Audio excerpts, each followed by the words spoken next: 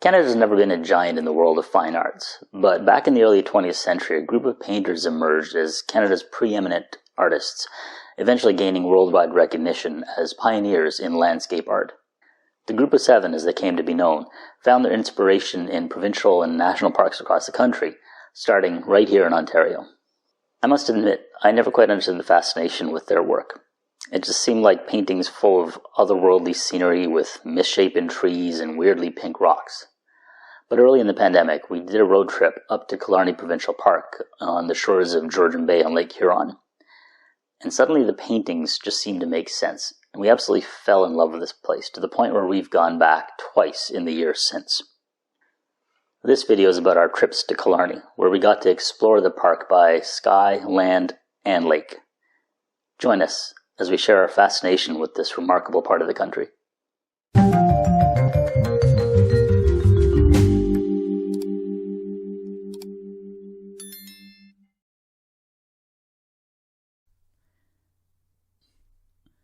Like everyone else during COVID lockdowns, Maruna and I took to doing road trips, driving to parts of Ontario and Quebec that we'd never been to or hadn't seen in a while.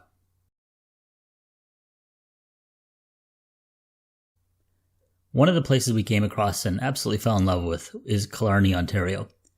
It's a remarkable provincial park on the north shore of Georgian Bay, and just outside the park is a small, quiet village with just a few hundred residents, 2 lodges, and a couple of small restaurants. And that's just perfect. You feel like you're completely immersed in nature, without the crowded trails you find in other hiking destinations. Until the 1960s, the only way to get to Killarney was either by boat or by flying into the little airstrip right on the edge of the village. And that's just what we did one Saturday morning this past September. We'd already been to Killarney twice in the previous year, and we wanted to try flying out there for a short hike and some lunch.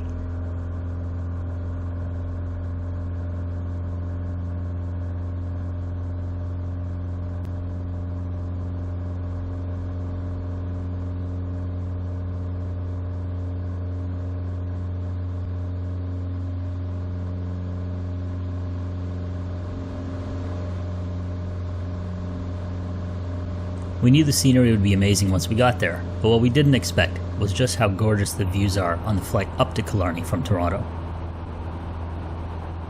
On the way, we flew over the Georgian Bay Islands National Park and the thousands and thousands of little islands that dot the bay. We've become a little obsessed with the pink granite outcroppings that the region's known for. There's something a little otherworldly about the shapes that the granite takes, and the way the giant slabs of the stuff just seem to blend into the water.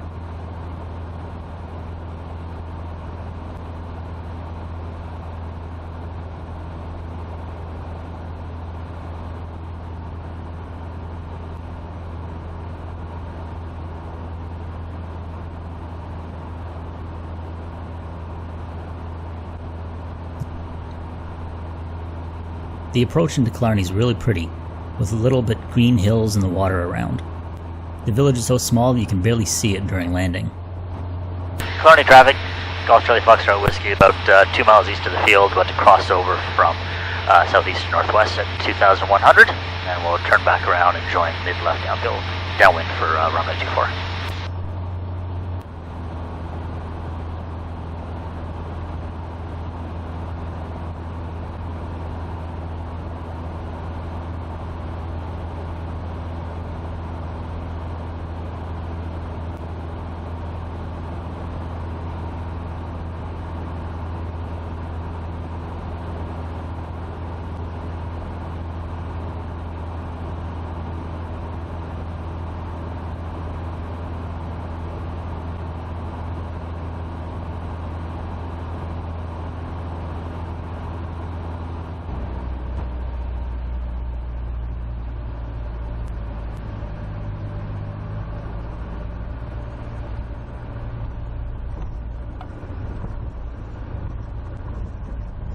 Nice though. A little bumpy, or a little balloony. Little balloony, but not hard. No. It was like very gentle. That was nice. Thank you. Oh, there are planes here right now. Guess they're all gone for the season. We just landed at Killarney Airport here. It's pretty quiet. Everything's shut down for the season. We're the only people here. Luckily, the porta potty's open, and we're just going to walk over and hike the Lighthouse Trail and then go over to Killarney Mountain Lodge and grab some lunch. The town consists of a few small streets with several dozen homes, the 2 hotels, and a couple of casual restaurants and takeout places. You can walk across the entire village in less than 10 minutes, except that the scenery is so beautiful that you will linger in lots of spots. Our go-to place to stay is Killarney Mountain Lodge. It's an old resort made up of wood buildings and cabins, and it's been slowly renovated over the past several years. They've done a great job of updating the interior and amenities while keeping the rustic feel of the place. I'd highly recommend it. The accommodations are great, the ambiance is second to none, and the restaurants have really good food and service. The hiking around the village and throughout the provincial park is spectacular. Right from the Killarney Mountain Lodge, at the eastern end of the village, is the start of the Lighthouse Trail, which runs a couple of kilometers east to the Killarney Lighthouse. This is the short hike we did when we flew in, and we honestly weren't expecting much. But it's got some gorgeous views, and the trail runs right next to the water for the most part, up and down the pink granite rock. Further into the park are the main hikes.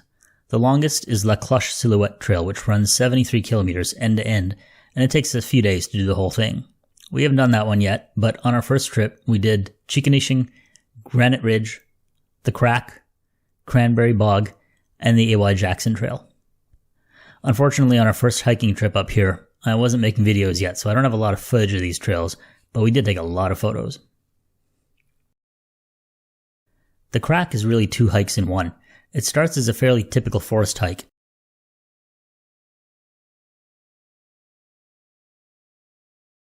But then the second half is all granite rock outcroppings as you climb up into the Silver Mountains. It ends at a big cliff that's split in 2, and you walk right through the split between the 2 sides, hence the name, the Crack. The last bit gets quite technical, and you need all 4 hands and feet to get up through the Crack and onto the final peak, where you get views of the entire mountain range around you. Cranberry Bog leads you to a little offshoot of a trail that takes you around A.Y. Jackson Lake. This area became a bit of an obsession for the painter, and later in life he became a strong advocate for protecting the area that eventually became Killarney Provincial Park from logging.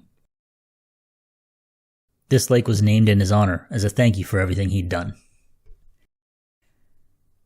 The Chicanishing Trail runs along the water's edge about 10 kilometers east of the village, and provides expansive views of Georgian Bay, Phillip Edward Island, and dozens of other tiny little islands besides. It's not a terribly difficult trail, but it does require some clambering over granite boulders and outcroppings. It's a simple out and back that runs about 2 kilometers each way, and you really get to appreciate the beauty of the geology here, both on the land as well as out in the water. If you get tired of the hiking, there's plenty of on-water activity here as well. Killarney Mountain Lodge has lots of canoes and kayaks that you can borrow and go tooling around the channel and out into the bay.